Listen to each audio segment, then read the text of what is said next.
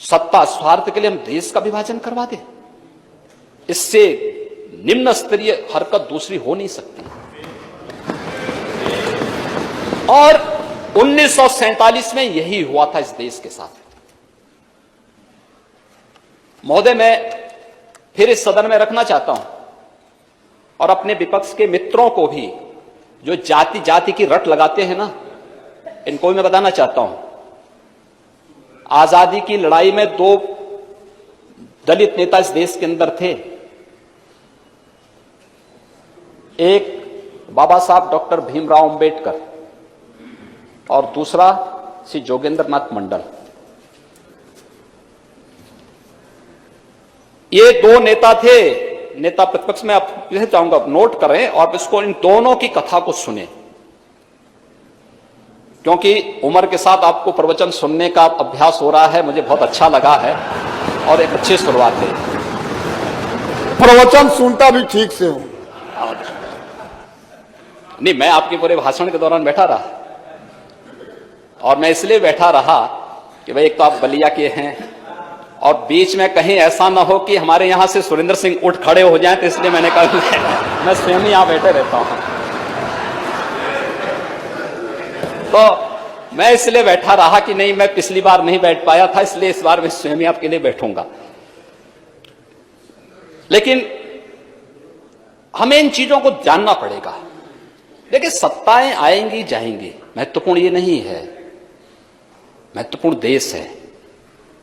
इस देश से बढ़कर कुछ नहीं हो सकता हमारे देश, कुछ नहीं हो सकता है। और इसलिए इन 2 नेताओं की कथा को हर भारतवासी को सुनना चाहिए और तब सीए पर अपना जवाब भी तलाशना चाहिए। 1946 में जब नेशनल असेंबली के इलेक्शन हो रहे थे, तो कांग्रेस ने बाबा साहब भीमराव अंबेडकर को मुंबई सीट से हरवा दिया था। बाबा साहब भीमराव अंबेडकर हारे, तब बाबा साहब भीमराव अंबेडकर को कोलकाता से अपनी सीट छोड़ने वाले कोई नेता थे 1946 में, तो वह थे जोगेंद्र नाथ मंडल।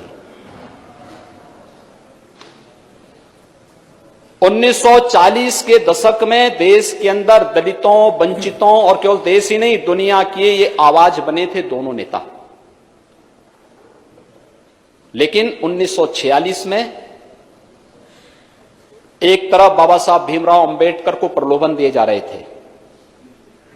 किसने नहीं दिया? जिन्ना ने दिया, हैदराबाद के निजाम ने दिया, जूनागढ़ के नवाब ने दिया। लेकिन बाबा साहब भीमराव अंबेडकर, उन्होंने कभी अपने मुद्दे से टस से मस नहीं हुए। उन्होंने कहा था कि मैं जानता हूं कि भारत के दलितों और वंचितों का हित कहां सुरक्षित है। ये बाबा साहब भीमराव अंबेडकर ने कहा था, और उन्होंने पाकिस्तान बनाने का विरोध किया था। बाबा साहब भीमराव अंबेडकर पाकिस्तान बनाने का विरोध किए थे, पुरजोर विरोध किया था। लेकिन जोगेंद्र नाथ मंडल जिन्ना के बहकावे में आ गए, देश विभाजन का समर्थन कर दिए, पाकिस्तान चले गए। बाबा साहब भीमराव अंबेडकर आजाद भारत में भारत के कानून मंत्री बनते हैं। जोगेंद्र नाथ मंडल पाकिस्तान के कानून मंत्री बन जाते हैं। बाबा साहब भीमराव अंबेडकर भारत के संविधान के शिल्पी बने और 1950 आते आते श्री जोगेंद्र नाथ मंडल पाकिस्तान में दलितों पर, हिंदुओं पर, सिखों पर होने वाले अत्याचार से इतने व्यथित हो गए कि महोदय अक्टूबर 1950 को वे वापस भारत भाग के आ गए और कोलकाता में आकर के एक शरणार्थी का जीवन यापन करने लग गए।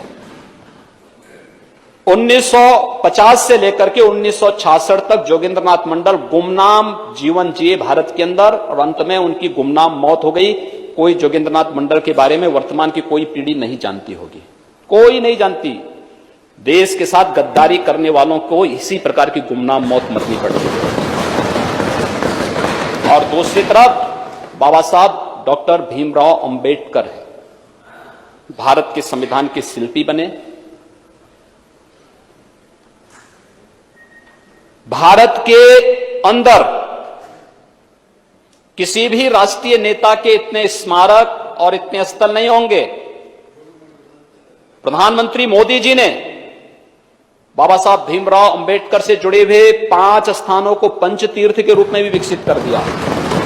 मऊ छावनी, मध्य प्रदेश, जहां उनका जन्म हुआ, भव्य स्मारक बना है बाबा साहब का। इंग्लैंड में रहकर के, जिस भवन में रहकर के उन्होंने उच्च शिक्षा अर्जित की, भारत सरकार और महाराष्ट्र की भारतीय जनता पार्टी की तत्कालीन सरकार ने उस भवन को खरीदा। अनुसूचित जाति जनजाति के बच्चों को वहां जाने की व्यवस्था, स्कॉलरशिप की व्यवस्था, कॉर्पस फंड बनाकर के उनके लिए वहां पर व्यवस्था की और वहां पर बाबा साहब भीमराव अंबेडकर का स्मारक इंग्लैंड में बनवाया। दिल्ली में जिस भवन में रहकर के उन्होंने सार्वजनिक जीवन अपना जिया, वहां पर एक इंटरनेशनल अंबेडकर स्मारक, वहां पर भी भव्य स्मारक बना है। कभी जाकर के देखें लोग, इनकी आंखें चौधिया जाएंगी। नागपुर में उनकी दीक्षा भूमि, भव्य स्मारक, और उनका चैत्य भूमि मुंबई में भव्य स्मारक विकसित हो रहा है। यह है सम्मान। और यही नहीं, स्वतंत्र भारत ने उन्हें भारत रत्न की उपाधि से सम्मानित करके भारत रत्न की। यह है दो लोगों की कथा। एक राष्ट्रपुत्र बनकर के भारत रत्न बना और एक ने देश के साथ गद्दारी की, गुमनाम मौत मरा। अब तय कर लें कौन क्या करना चाहता है।